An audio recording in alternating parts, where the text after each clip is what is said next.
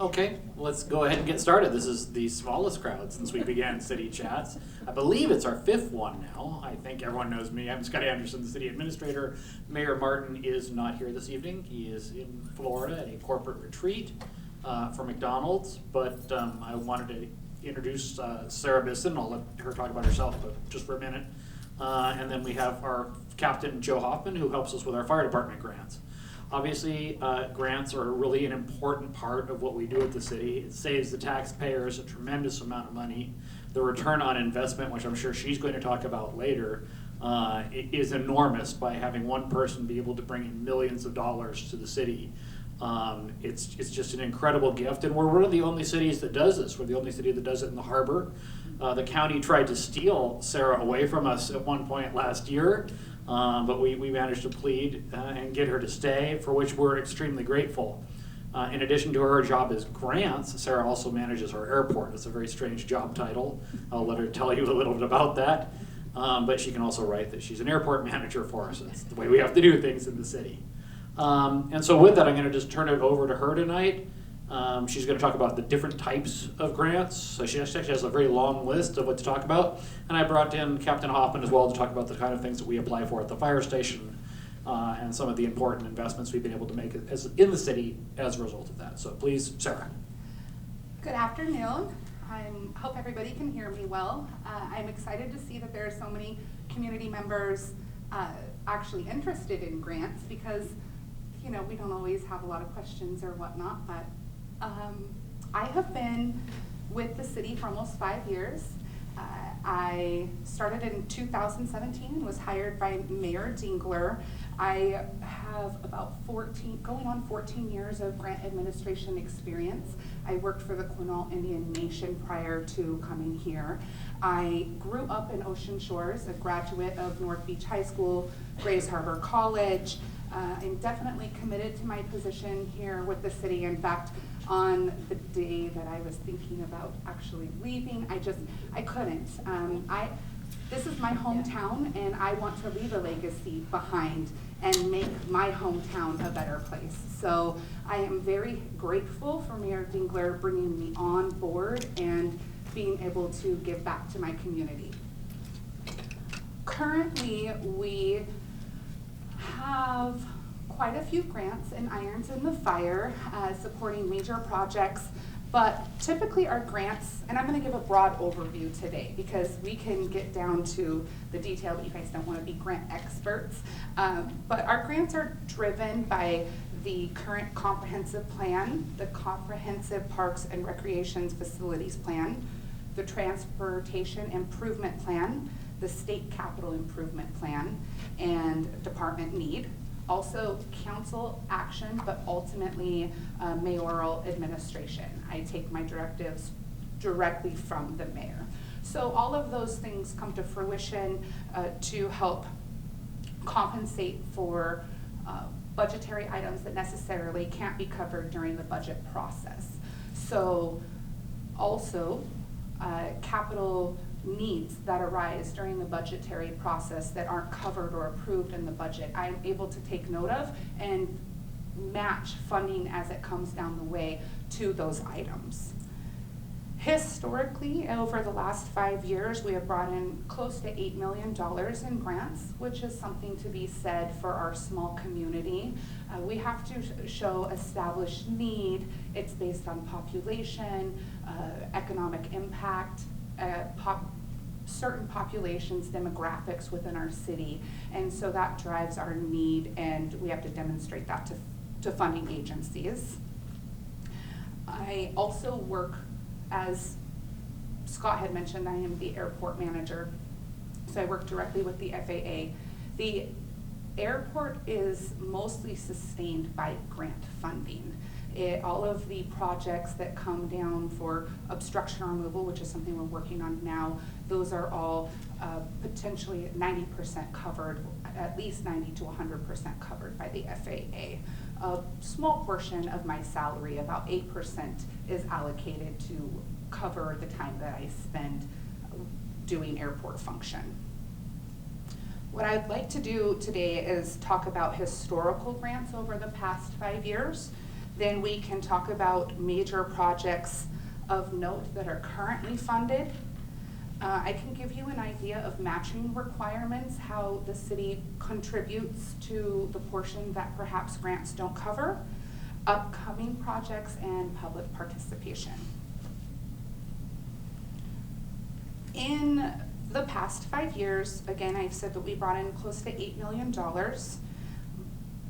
Included in that was a pumper truck for the firefighters at $487,000, and that was funded through the Assistance for Firefighters grant. You want maybe Sure. tell about what it does and how it works? Absolutely. Yeah, it's a pumper and or we also call it an engine, and it has, its main function is to have a pump, so you connect to a hydrant, so water comes from a hydrant into the pump and then goes out to all your hoses so you can fight fire. That's kind of the basic of the function of the truck. A truck is a ladder truck, and it has the ladder. So those are the kind of big differences when you see the two types of engines or trucks out at a fire station. They're very expensive. They carry all our tools, all our packs, extrication equipment for car fires, house fires, any type of fire response, as well as, oh gosh, tools for elevator rescues and ladders themselves, and also it carries water on it as a tank inside of it. So if you don't have a hydrant available, you can have water available on it. So that's why it's called a pumper or an engine. So that is what the grant got us. Yes, and I work directly with Joe. He's my contact. The chief does step in, but he's got his chief priorities to take care of. Joe is my direct contact at the fire department, and we work together on a regular basis for the Assistance to Firefighters grants. Those are annual grants, and we typically are required to contribute a 5% match for anything that we obtain through those grant funds, which is a very nominal amount when you're thinking about a $487,000 engine. That was quite a big expense, but Yes. that beautiful truck was paid for mostly by FEMA dollars. Mm-hmm. And I'll just, 1 second, because I think they're actually almost not doing themselves justice. The whole process of doing this and getting that truck and going through all of it during COVID, that it was an extremely difficult process. Doing the procurement aspects of it, getting it delivered. That was the one that was from Canada, correct? Yes. So that came down from Canada.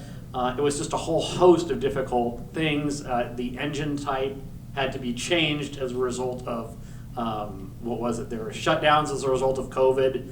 And so sometimes it looks really simple for the city to go procure a vehicle, but it took months and months for us to bring this all together. So it's not just a process of writing the grants, it's actually actualizing the grants and making sure those things get carried out. They're also built from scratch. So you buy a chassis out of Detroit, but they need to know how big of cabinets, how many ladders, how big of, how much water you want to carry, how big of a pumper or engine do you need on there, how many seats do you need, how many packs do you need. The booklet it's quite extensive, and then all of that has to be gone through the grant process. So I have to call Sarah and say, does this work? Does this happen? All the way down to lights and what kind of halogen lights versus, I don't know, what LED lights. Mm-hmm. But every last little ounce has to be gone through, not only for the build, but also checked off for the grant process. Right, and then when they have to make adjustments for that, because you can't obtain parts, you can't obtain certain things, which is what happened during the COVID shutdown, she has to make sure that the new things that we're buying in place of the old ones meet the FEMA grant requirements, which just sets the whole process in a circular motion. So there's a lot of work that goes into it. Well, thank you. I essentially act as the liaison between the funding agency and the city departments. It's easier to track paperwork, reporting, expenses, if it's all coming to one central hub. and then having someone monitor that, because Joe's busy fighting fires and responding to emergency response, but I can absolutely support in making sure that his financial reports and his performance reports are submitted in a timely fashion. And that's part of grant management. We answer to federal, state, and local rules and regulations. There are books and books of federal regulations that tell you exactly how you can and cannot spend federal funds. So it is my job to ensure that we remain in compliance, and I do not take that job lightly. We also have obtained a grant for $179,000, and these grants have already been closed and we've purchased the equipment for power lifts and cots. Joe, would you like to explain what those do? Yeah, so we have 4 ambulances, and in the back of the ambulance there's a gurney, and then there's a rail system that will load with a battery power that will raise and lower not only the gurney but into the back of the ambulance. So, I don't know, a few years before the grant, it used to take like a bunch of us to lift the patients all the way up in the air and then load them manually in the back of an ambulance. And now, with our power loaders, it does it automatically, and with the assistance of, battery powered. And our injury rate has gone down considerably. People would hurt their backs or their shoulders of lifting patients all the time, and because of the grant, we saved there, and they are amazing. Yes, absolutely. I actually took a spill earlier, and I'm sure those power lift cots would have come in handy, but they're near and dear to my heart because we have a lot of citizens that could benefit from that, and it saves, of course, our firefighters' backs and legs and everything else. The next project historically, and I'm just going to run through this list, I don't have any more for the fire department here, but again, we have the airport supported by grant funding. We're currently working on an obstruction removal. Not only do we have to follow CFRs, which is the Code of Federal Regulations, which pertain to expenses, and certain agencies have different regulations for their funding. We also have to follow FAA rules of conduct and regulations for our airport. So right now we have trees encroaching airspace. Obviously that's a big no-no in the FAA world. And so we went through an environmental assessment for $305,000 that the FAA contributed 90% towards, and the city contributed 5% towards, and Washington State WASDOT Aviation contributed 5% towards. And that's typical for them to do that. Right now the FAA is funding at 100% due to COVID and the pandemic. They were able to do so, but when we do have a 90% share from the federal agency, WASDOT will kick in 5% typically, and we only have a 5% share. So again, we get a lot of product for a very little amount of money. We do have various small projects historically noted. Over the past 5 years, we had library support for digital archiving and equipment.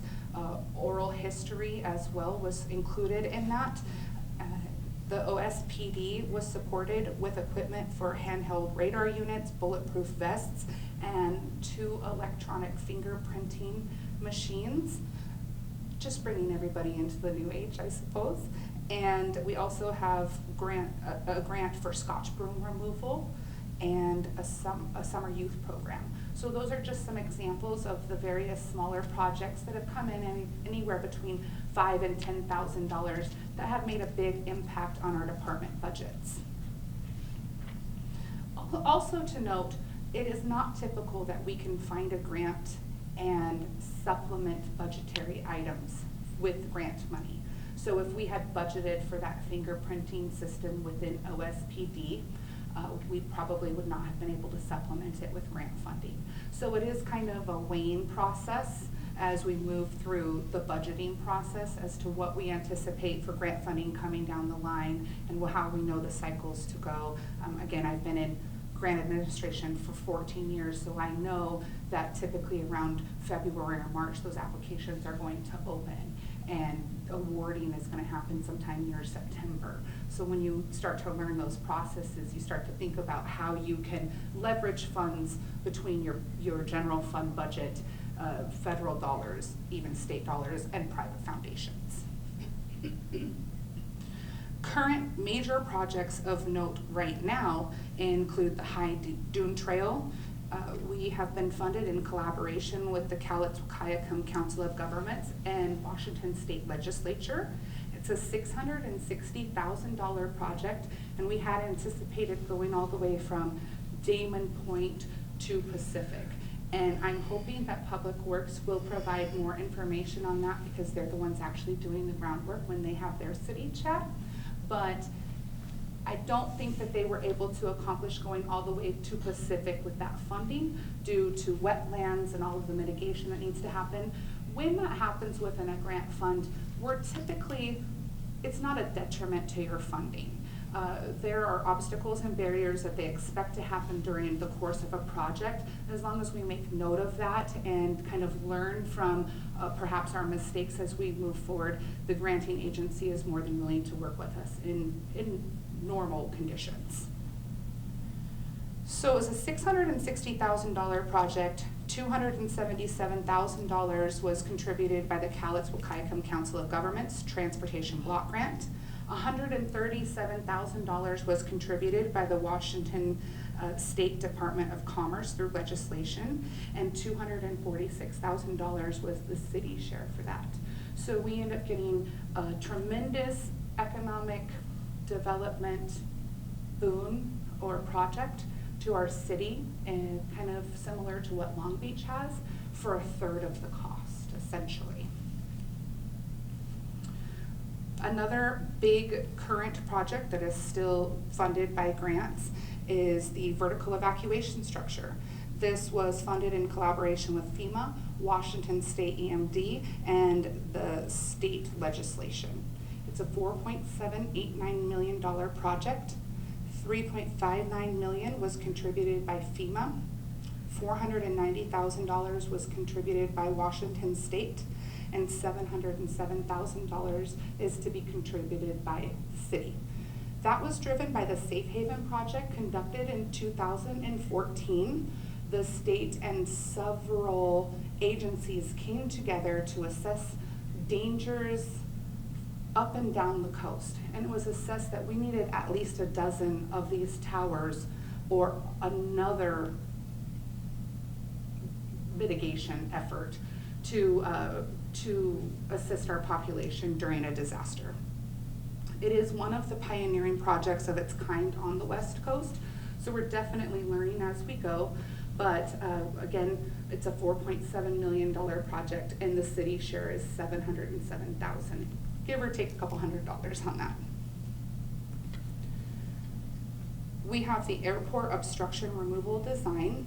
When you are utilizing grant funding, there's a lot of steps that you have to go through. We went through an environmental assessment at the airport, so the next thing to do was design how those trees were going to be removed.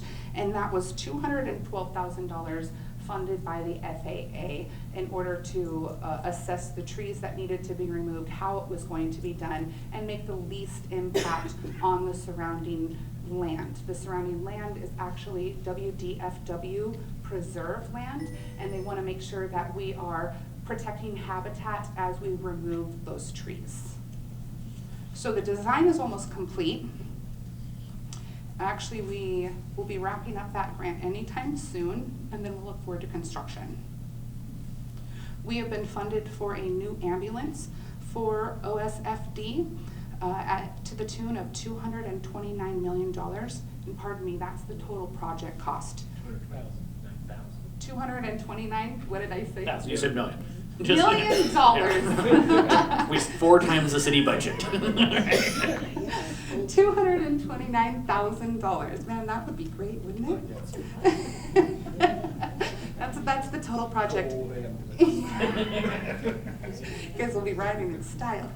$218,000 was contributed by the Assistance to Firefighters grant, and the city's share is approximately $11,000 for that new ambulance. Joe, do you want to take a swing at that and give us an update? Yeah, once again, we had trouble getting a chassis because of COVID, so typically we buy Dodges. Well, we've gone from Fords to Dodges, and now I think we're getting a Ford because that's what we can get. On top of that, an ambulance, just like a fire engine, has to be built from the ground up, and so every last little piece has to be designed and put together, and I believe Ron is doing it. Mm-hmm. And we we hope that September, we'll get it sometime in September. But once again, there's problems with supply and COVID and build, so some of those things are out of our control. It's really great to be able to support the fire department in those endeavors and making sure that we have up-to-date equipment. In situations like this where we have a potential deadline that we wouldn't be able to meet, we reach out to the funding agency and ask for an extension ahead of time. And generally that's permissible with a justifiable reasons such as supply and demand through the pandemic. The next project that we have currently going on is a Marine View Drive erosion study. It was $150,000 funded directly from the FEMA Cooperative Technical Partnership Grant. It's several agencies coming together to assess the potential impacts should the ocean or the bay breach Marine View Drive, and finding remedial action, basically lowest cost, best practice, and what would happen should we do nothing at all. And I anticipate needing a bit more time than the grant period, so we will be requesting an extension for that, mostly because we have our public works engineer doing a majority of that work right now, and so I think that he just needs an extra hand or a little extra time. His plate is quite full, but that was 100% funded and no city share. We also have the Point Brown Crosswalk in collaboration with Washington State Transportation Improvement Board for $230,000. $181,700 was contributed by the Transportation Improvement Board, and $48,300 will be the city share for that. You hear these things and you just can't believe it's going to cost that, but when you start talking about right-of-way and making impacts to infrastructure, it ends up being a lot more than you'd actually anticipate. And I'll just jump into one more thing on that. So I'm the city's liaison for the Washington City's Insurance Authority, and the number one thing that cities get sued over is poor crosswalk design. Crosswalks down Portland. It's the number one item that leads to litigation involving cities. So there's a lot of parameters. It's so much more difficult than just let's spray paint some lines across the street. A lot has to go into that, and that's why these kind of studies all have to be taken care of and done to make sure that we are, because Washington State is a very strange state for those who don't know. It's 1% liability. If the city is only 1% at fault, we can be sued in court. So we have to make every step we can to make sure that doesn't happen. And crosswalks are obviously those kinds of places where just in a matter of seconds someone's life's completely changed. So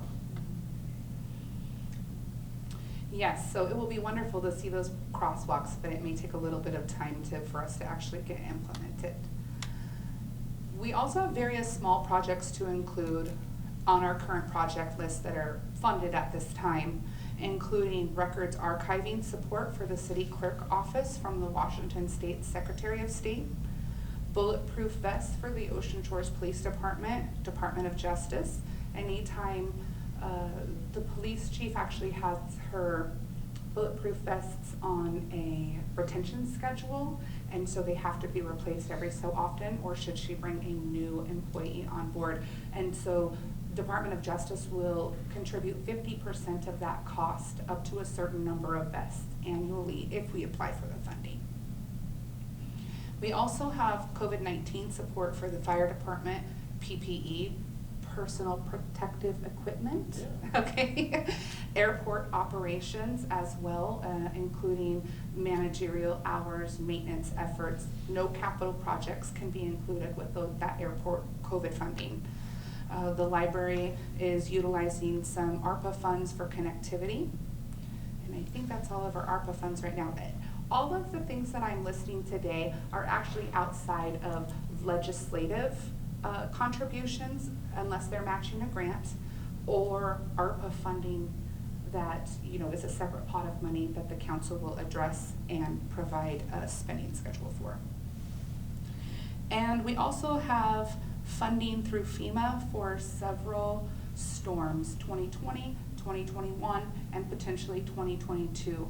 And that will replace for the city's cost of storm damages, hours worked, equipment, depreciation rate, and any damage or equipment that they've had to replace from those vacuum stations and culverts, but those are specifically to city damages, not personal property damages. And I'll just jump in one before we move to the next topic. The other big one, which doesn't go through the grants office, but with the $11 million that we were awarded, and thanks in great deal to Derek Kilmer's office for making this happen, is to repair the jetty. And the reason that's not listed in this is because that money is actually going to the Port of Grays Harbor. It's not coming directly to the city, but the Army Corps of Engineers will be responsible for doing that project. We're already in conversations for how to start that and do the right-of-way phase, and that's just begun. But it is $11 million that is going to be of a huge benefit to the city of Ocean Shores when that jetty gets repaired, because that will also help mitigate some of our erosion issues that we're having with the city. And it's just now we're in the phase where it's finally coming to fruition.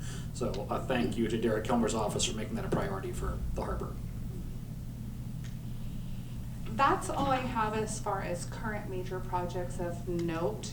We'll be discussing upcoming projects here shortly, but I thought maybe I'd take a minute to discuss matching requirements for those that aren't familiar with the way federal funding works. Some grants may require matching resources. Agencies like to ensure that the grantee is committed and invested. You have a little skin in the game, we'll put some skin in the game as well, but we want to make sure that you're committed to completing the project or accomplishing as much as possible. Typically, that can range from anywhere between 5%, such as what the fire department utilizes, up to about 50% for some. And we try not to go for funding that's specifically 50%, especially for larger projects. But if it came to be a capital need, it sure would be nice to have 50% of your project covered. Sometimes we can utilize in-kind services, such as employee time or hours. Sometimes that could be the land contributed for the project or equipment used. It is important to leverage funding from other resources, as I mentioned before, such as legislative funding, and as I've given examples out of some of our current projects, and private funders. And you can often use state funds to match federal funds. But in most circumstances, you cannot utilize a federal grant to match a federal grant.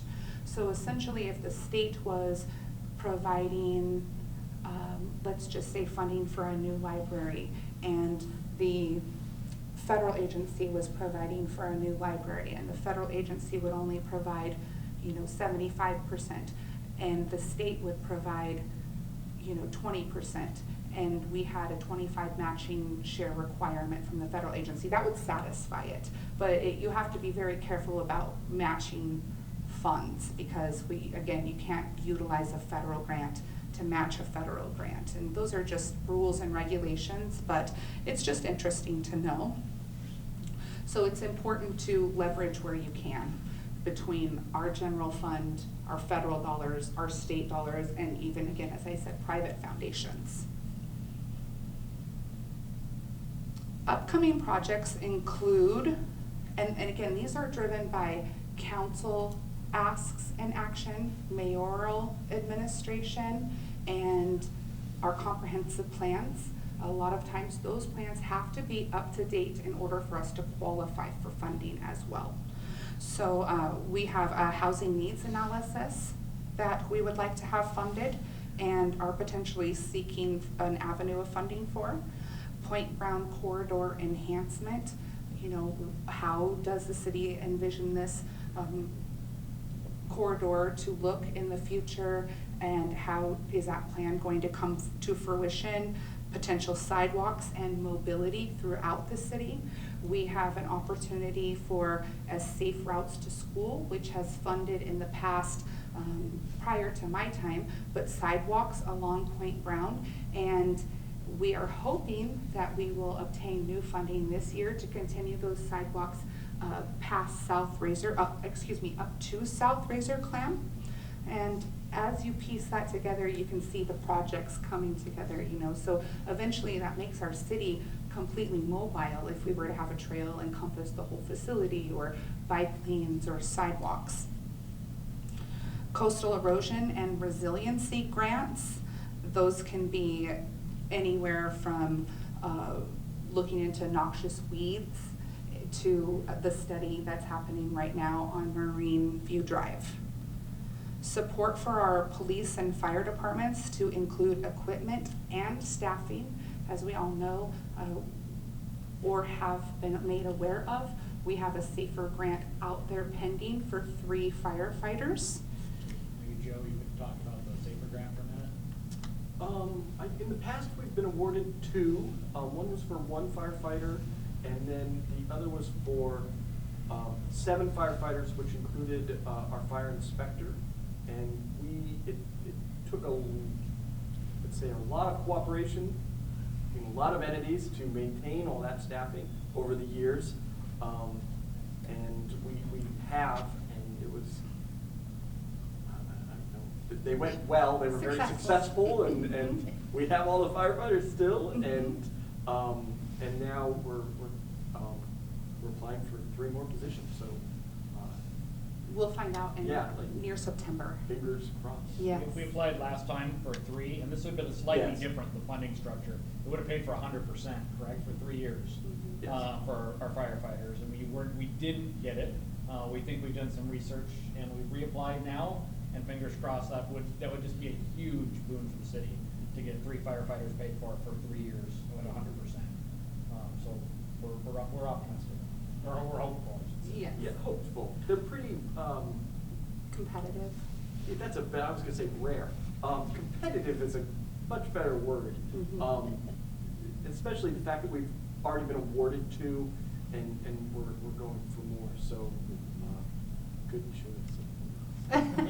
Well, they are nationally competitive grants. So we've done really well through FEMA in applying for our firefighters. And I wish I could say the same for our police department. We support them in small endeavors, but DOJ is the leading federal agency for police stations. And unfortunately, they don't have quite the funding that FEMA does for firefighters and first responders. They don't support building costs. I know that we were looking for a new police station. I've researched several avenues hoping I could fit it into other funding, and they specifically say no police department. So my ears are definitely, open for funding, but they will supply funding for new police vehicles and some staffing and then smaller equipment pieces. So we try and support them when we can. Also, let's see, the actual airport obstruction removal construction component is coming down the line. So now that we've completed the environmental assessment and the design of how to stay in compliance with that environmental assessment and all of FAA regulations, we'll actually be applying, and we just submitted the grant last Friday. So we will find out if that gets funded. We're lucky at our airport. We receive $150,000 of entitlement fund on an annual basis, and that's because we are an FAA regulated airport. And so we can roll those funds over for 4 years. And so we kind of save up and then do a big project, and then save up and do a big project. When the project exceeds the amount of the grant that we have available, then the FAA has to kick in discretionary funds. And so we just are waiting to see if they're going to support the additional cost, because it is more than we anticipated. It's gonna be about $600,000, give or take, to do the actual construction. And a lot of that actually comes from having an arborist come out and replant. So part of the environmental assessment is that we replace lower lying shrubs in the future, so that it does not grow and become an obstruction, but still creates habitat. So they are not going in with any heavy equipment. They are not going to be removing any of those big trees. They will fall them by hand and then leave them laying where they are, but we will have to replace that at a certain ratio, and that's like so many for a big tree or so many for a bush or what have you. So it's a weighing project, and we're going to see how much the FAA can actually contribute towards that. But that is coming down the line. And the way that the airport works as well is that when we accept federal funds for it, we are required to follow FAA regulations for another, I believe it's 30 years. And so as soon as we accept it, we go for another 30 and another 30. So it's almost perpetuity at this point. And so we have to follow their regulations and actually remove those obstructions. You know, there are private airports who don't necessarily have to do that, but they're also a pain to access for those pilots as well. Let me see here. We are also hoping to find funding for broadband. I know that the mayor is working diligently on broadband, and we're not quite there yet, but he is speaking with PUD on that and hoping to collaborate with them, and electric charging stations as well. And our upcoming projects are based on capital needs identified through the budgeting process and not included in the approved budget, as I said earlier. So I think it's important that I attend budget hearings so I can kind of assess what those needs are, find out what's funded, and then moving forward be able to keep my ear open for any of that funding that was not being met.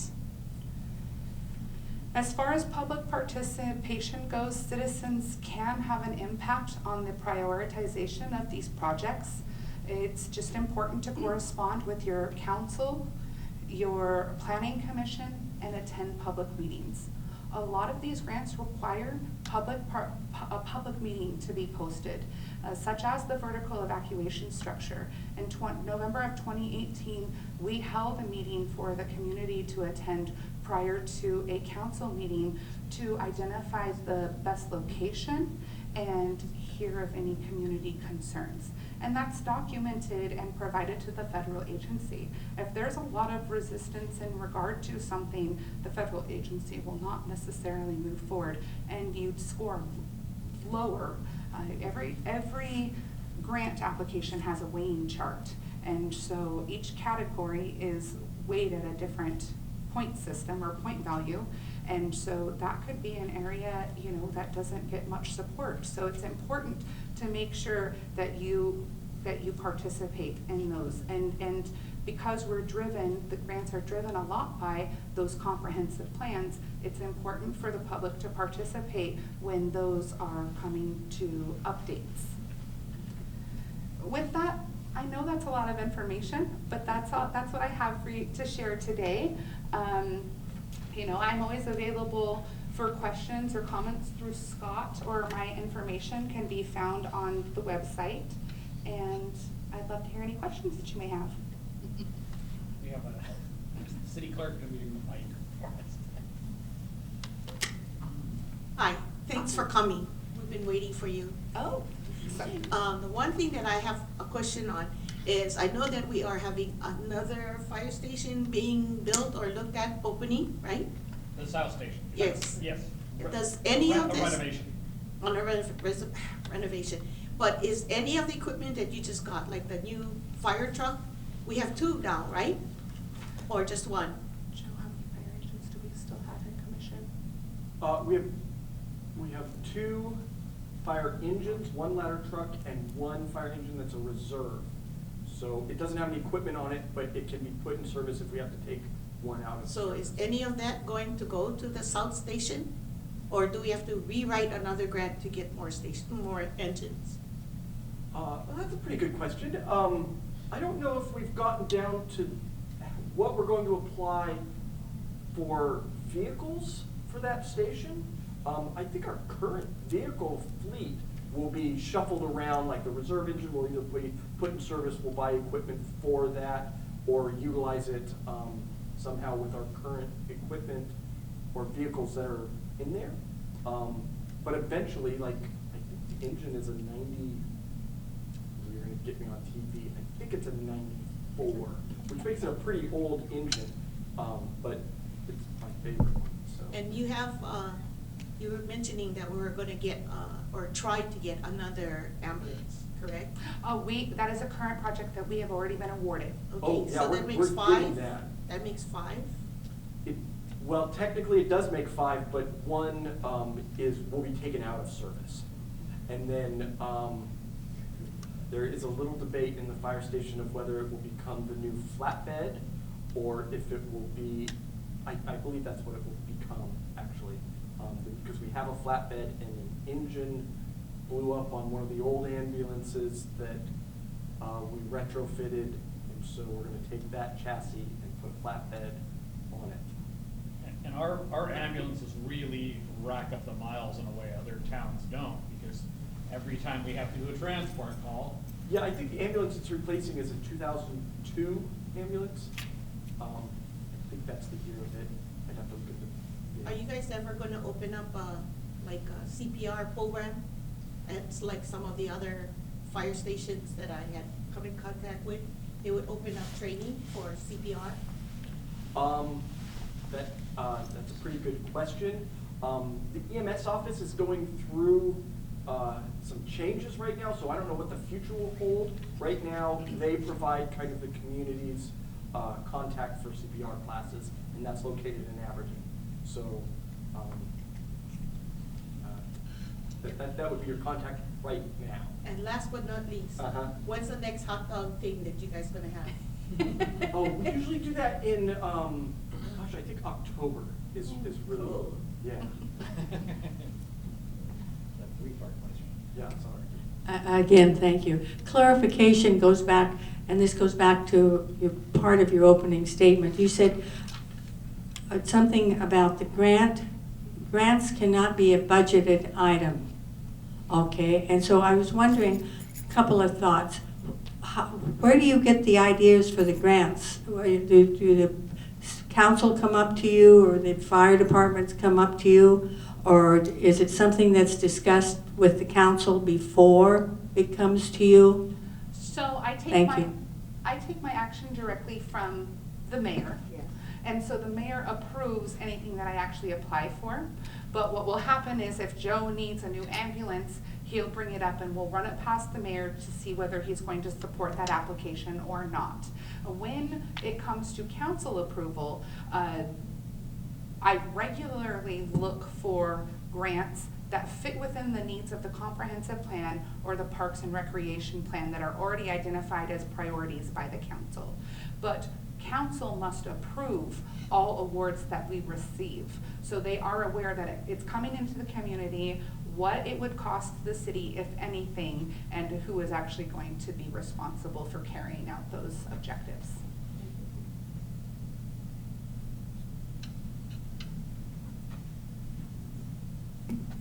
Have you had, excuse me, have you had any luck with grant possibilities for our water system? Not the public water system, the storm drain system. Is there any money out there? We talk about it and we know it's going to cost a fortune to do any kind of fix. Is there any money out there for that? There is money out there for that. Right now, we're getting ready to address ARPA funding, and that is a big area of allowable costs within the ARPA funding, so it might be an ideal fit for that. But outside of that, there is some funding agencies that would support it. And offhand, I can't remember if it was, I think it's USDA, not EDA. I sometimes get those two confused. But USDA does provide some some water structure. But again, usually what those are a grant/loan. So they would provide 50% of a loan, or 50% grant potentially, and 50% loan. But that's based on your demographic. So it's based on a lot of our median household income. So I actually believe that our USDA loans are, I want to say 85% funded. No, excuse me. They'll provide 15% and then 85% loan or cash match. It's very high. It's a lot higher than you'd expect, actually. So it depends on what avenue the council wants to take with that, because I'm afraid that they might have to take on a loan for that if they don't support it through USDA, or excuse me, through ARPA funding. My recollection is I think we're finalizing paying off a number of loans that were 1% loans related to the utility structure. So are those kinds of things still out there? Yes. If we come up with big capital utilities? That is very similar to what I am talking about. They're very low percentage loans. And the more I think about it, I think it is the USDA that's providing those. So they would provide so much in a grant, and then the rest, if you can't carry it in cash match, they would provide a loan for. But it's a very low cost interest rate. Anyone else? Question back on the cost for the tsunami at 470 million. Was that figure 1,000. 1,000? Don't scare me. Okay. Thank you. Let's pass that on. I know. I was wondering if that, the total amount though, for the tower, if that is based on our current increase in cost, or if that was based on a 2019-2020 budget. That was based on 2018. Oh, so at some point, if indeed that goes forward, then that needs to be restructured, that entire setup. We've been having conversations with the Washington State Department of Emergency Management on that very topic, and would ask them to contribute more, so taxpayers don't have to before we're moving forward. But these are kind of complex discussions. You want to just say where we're at right now in the process of? Yes, we are aware that it could potentially be impacted just like everything else has been in our nation since the pandemic. We had considered contingency costs for that. But as we discussed I think it wasn't the last council meeting, but the one prior before, we discussed the contract for design where it was approved at council. There are several avenues off at this point. So right now we are in the process of working towards design, and when we get to a maybe 60 to 90% design, we'll have a better idea of what that inflation might be. And we also have to think about, as I mentioned before, this is a pioneering project. There has been one other entity awarded, and that was a tribal allocation. So it's a separate pot of money.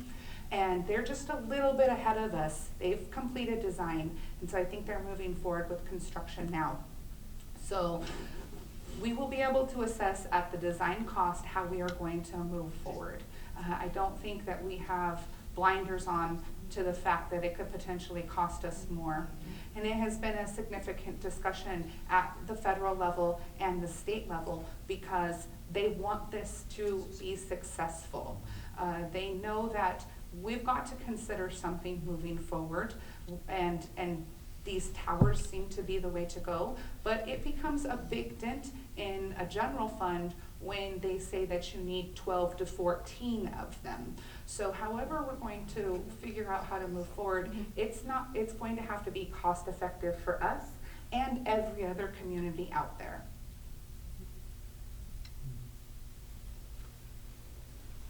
Anyone else? Well, if that's a wrap for tonight, I thank Sarah and I thank Joe for coming. They're both absolutely instrumental to everything we do in the city. And I thank you all, and I'll see most of you at council on Monday. Yes. All right, have a good evening. Thank you, everyone. Thank you for coming.